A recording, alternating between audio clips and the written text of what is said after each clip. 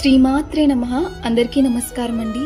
లలితా సహస్రనామంలో 27వ శ్లోకం. గిరిచక్రరథారూఢదండనాద పురస్కృత జ్వాలామాలిని కాక్షిప్త వహ్ని ప్రాకార మధ్యగా. భావం: కిరిచక్రము అని పేరుగల రథమును ఎక్కి దండము చేతియందు ఉండు దేవిచే సేవింపబడును. జ్వాలామాలిని అను పేరుగల నిత్యదేవత చేత వెదజల్లబడి నిర్మించబడిన అగ్ని ప్రాకారము యొక్క మధ్యనున్నది. ఒక్క నిమిషం కళ్ళు మూసుకోండి. యుద్ధరంగాన్ని ఊహించండి. ముందుగా దండనాథాదేవి తన రథంపై సాగుతోంది. ఆమె మార్గం చూపుతూ అమ్మవారి సేనను నడిపిస్తోంది. ఇప్పుడు చుట్టూ చూడండి. అగ్నితో ఒక ప్రాకారం ఏర్పడి ఉంది. ఆ అగ్ని ప్రాకారం జ్వాలామాలిని దేవి సృష్టించింది. ఆ అగ్ని మధ్యలో లలిత అమ్మవారు దివ్యంగా నిలబడి ఉన్నారు.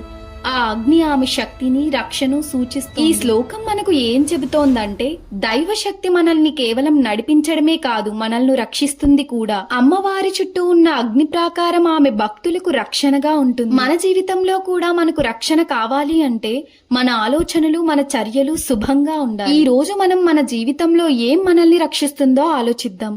లలిత అమ్మవారి కృప మన అందరిపై ఉండాలి అని, ఆమె మనల్ని ఎప్పుడూ రక్షిస్తూ ఉండాలి అని ప్రార్థిస్తున్నాను. శ్రీమాత్రే నమః.